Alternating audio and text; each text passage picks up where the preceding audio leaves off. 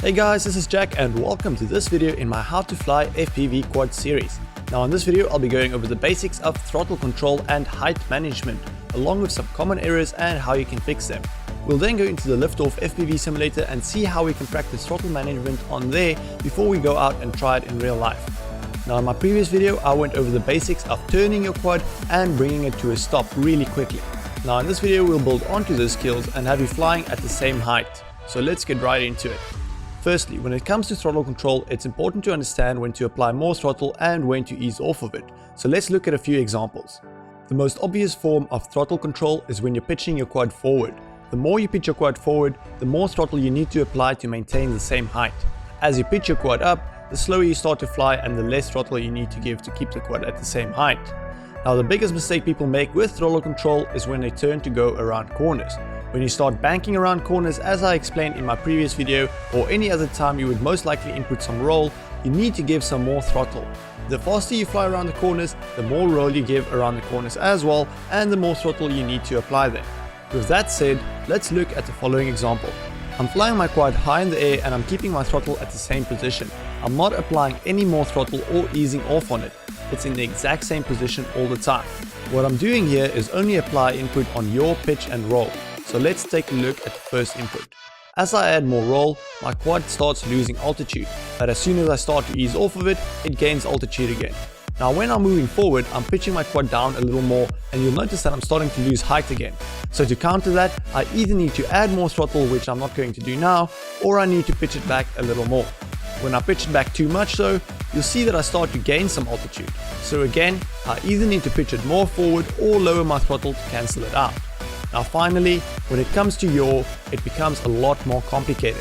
Theoretically, yaw shouldn't affect your height at all since it yaws the motors around the center point of the quad so it doesn't create or lose any lift. We can go a lot deeper into this, but then it becomes very complicated. So all you have to know for now is that yaw input doesn't affect the throttle control a lot at all. So now that we know the basics behind throttle control, let's do a few exercises to practice this skill. Firstly, you want to fly as close to the ground as possible, doing a few slow turns alternating from left to right. Now what I did here was apply no throttle control around these corners, just to show you what would happen if you didn't do this. If I did not save my quad the last second, I would have crashed solidly into the ground. Now this is the right way to do it.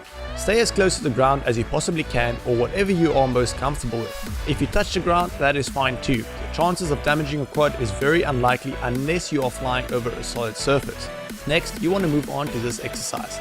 Now instead of doing slow turns all over the field, you want to quickly accelerate in a straight line and then quickly do a 180-degree turn, facing into the opposite direction, whilst keeping your quad at the same height or as low to the ground as possible. Keep doing this until you're able to fly an entire battery flawlessly without gaining or losing height or crashing. Finally, let's build a basic course so that you can practice alternating your turns and dialing in your throttle control. For this course you would need 6 pylons and a few ground markers.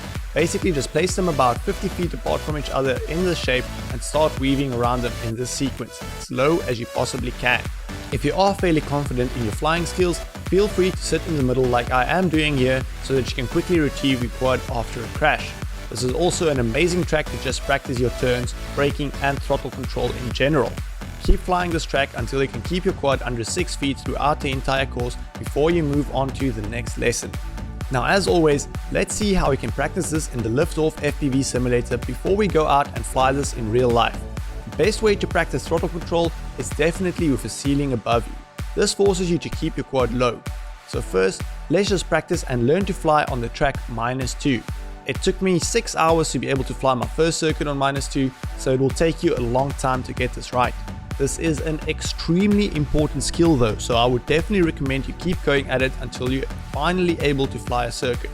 Even if it takes you 15 hours to get this right, just practice and practice and practice. Trust me on this. Once you're finally able to fly around without crashing into the ceiling or poles, you then want to practice this following exercise. Fly straight forward as fast as you possibly can, and then just before you're going to hit the wall, do a 180-degree turn and fly back in the opposite direction to the next wall. Once you reach that wall, do the same thing. This is also very difficult, especially if you're going really fast. Try and challenge yourself to get to the point where you can do this at full throttle going towards the wall. This is very difficult, but it will be an immense help in throttle control. Finally, let's practice the same course you'll be flying in real life. This track will be available in-game under the tutorial section, so just click on that to access this video lesson and track. It might look a little bit different than the -2 parking garage, but the idea behind it is the same. You want to try and fly this track for a good 10 laps without touching the ceiling or any poles once. It may be difficult at first, but you will start improving at this over time. Once you're able to fly 10 laps in the simulator without touching anything, you're ready to go out in real life and give it a shot. Now in my next video, we'll put everything together that you've learned so far and fly your first track with a gate.